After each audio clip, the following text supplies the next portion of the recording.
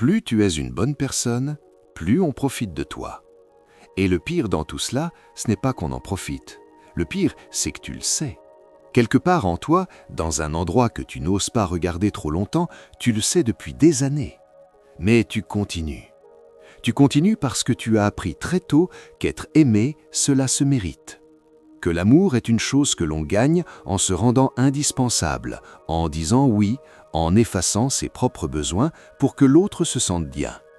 Et cette croyance, personne ne te l'a enseignée avec des mots. Elle s'est installée dans ton corps, dans ta façon de sourire même quand tu es épuisé, dans ta manière de rappeler quelqu'un qui ne te rappelle jamais. Alors aujourd'hui, je vais te dire quelque chose que tu n'as peut-être jamais entendu formuler de cette façon.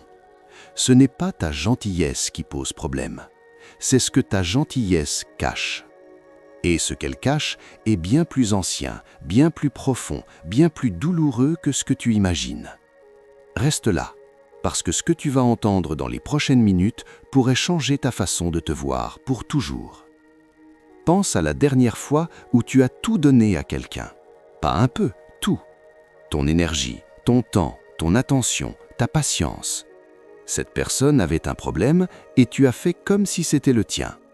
Elle avait besoin de parler, tu as écouté pendant des heures. Elle avait besoin d'être rassurée, tu as trouvé les mots justes alors que personne ne te les offrait à toi. Et ensuite, quand c'est toi qui as eu besoin de quelque chose, un message, un geste, une présence, il n'y avait personne. Au pire, on t'a répondu avec tiédeur, avec un silence poli, avec cette phrase que tu connais par cœur, « Je suis un peu débordé en ce moment ». Et toi, tu n'as rien dit. Tu as souri, tu as compris, tu as même justifié leur absence dans ta propre tête. Parce que c'est ce que tu fais, c'est ce que tu as toujours fait. Mais ce que tu appelles comprendre les autres est souvent une autre façon de t'oublier toi-même. Et cette habitude n'est pas un défaut de caractère, c'est une blessure qui a pris la forme d'une qualité. Quand tu étais petite, on t'a probablement félicité pour ta sagesse.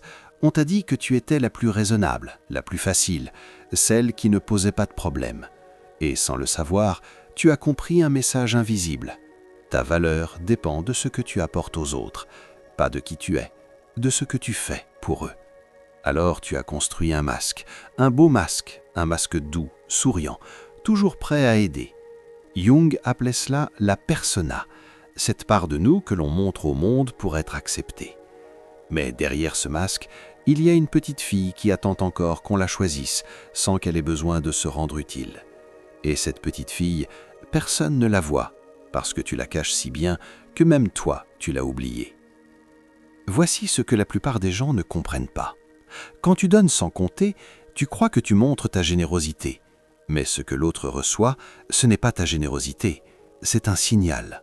Le signal que ton attention n'a pas de prix, que ta présence est acquise, que tu seras toujours là, quoi qu'il arrive, quoi qu'on te fasse. Et ce signal, inconsciemment, les gens le lisent, non pas parce qu'ils sont mauvais, mais parce que la psyché humaine fonctionne ainsi. On ne respecte pas ce qui est toujours disponible, on respecte ce qui peut disparaître. La valeur n'est pas dans ce que tu offres, elle est dans ce que tu es capable de retirer. C'est brutal à entendre, mais cette brutalité porte en elle une libération que tu pressens déjà. Réfléchis un instant. Chaque fois que tu as pris de la distance, que tu as cessé de courir après quelqu'un, que tu as arrêté de répondre immédiatement, que s'est-il passé? L'autre est revenu. L'autre a soudain retrouvé de l'intérêt, de l'inquiétude, du désir de te parler. Et toi, tu as cru que c'était un hasard, que cette fois peut-être les choses avaient changé. Mais rien n'avait changé chez l'autre. Ce qui avait changé, c'était toi. Pour un court instant, tu avais cessé de mendier une place que tu méritais déjà. Il y a en toi une part que tu refuses de voir, une colère ancienne, silencieuse, presque honteuse, une rage douce enfouie sous des couches de patience et de compréhension.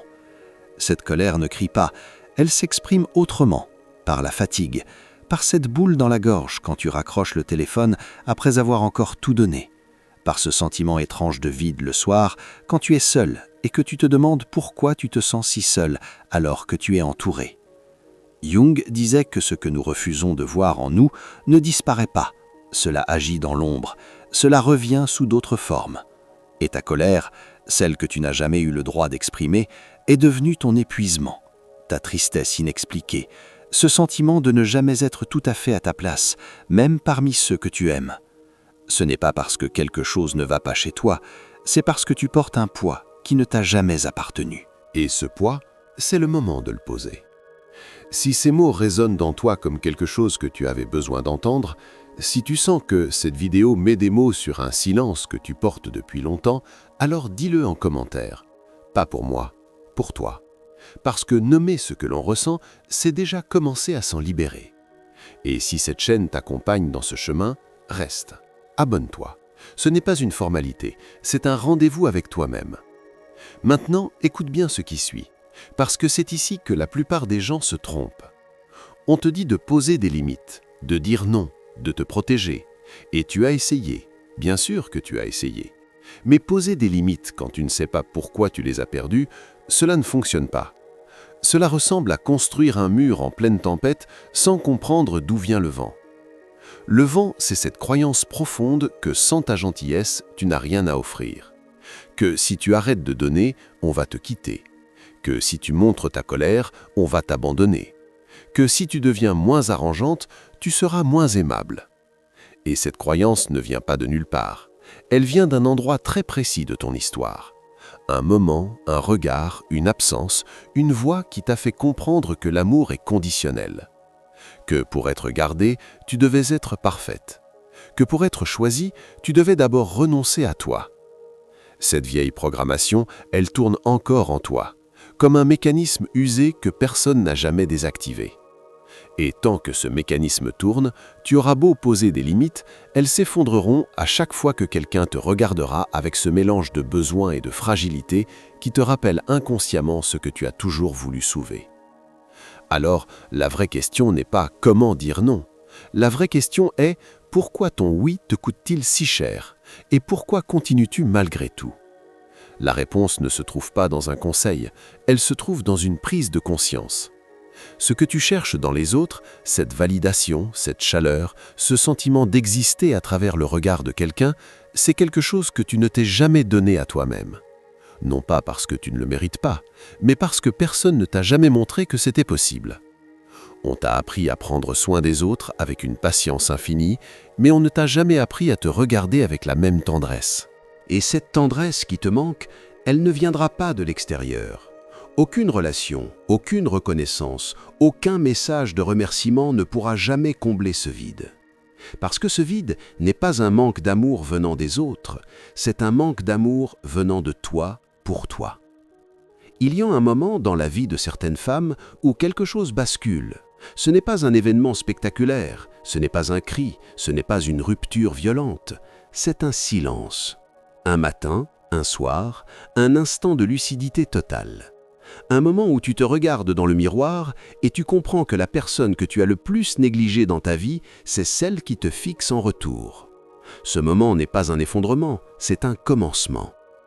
Jung parlait d'individuation pour décrire ce processus par lequel une personne cesse de se définir à travers ce qu'on attend d'elle et commence à habiter ce qu'elle est vraiment.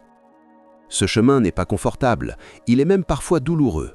Parce qu'il te demande de retirer le masque, de regarder ton ombre en face, d'accepter que la femme que tu as montrée au monde pendant toutes ces années n'est pas entièrement toi, et que la vraie toi, celle qui est parfois en colère, parfois fatiguée, parfois égoïste, parfois sèche, cette femme-là mérite autant d'amour que celle qui dit toujours oui. Être une bonne personne ne veut pas dire être une personne qui se sacrifie. Être une bonne personne, c'est être une personne entière, avec ses limites, ses refus, ses exigences et ses exigences. Le respect ne naît pas quand tu donnes tout, il naît quand l'autre sent que tu pourrais partir, que tu tiens à toi suffisamment pour ne pas accepter n'importe quoi, que ta douceur est un choix, pas une habitude. Il y a une force immense dans le fait de rester douce tout en étant inébranlable. Cette force, tu l'as déjà. Elle dort sous des années de concessions, sous des couches de patience silencieuse, sous tous ces moments où tu as choisi de te taire plutôt que de risquer le conflit. Mais elle est là. Elle a toujours été là. Et ce que tu ressens en cet instant, cette chaleur, cette pression dans la poitrine, ce mélange de tristesse et de soulagement, c'est elle qui se réveille. Ne la rendors pas. pas cette fois. Laisse-la monter, laisse-la occuper l'espace, laisse-la te rappeler que tu n'es pas sur cette terre pour sauver les autres au prix de ta propre existence.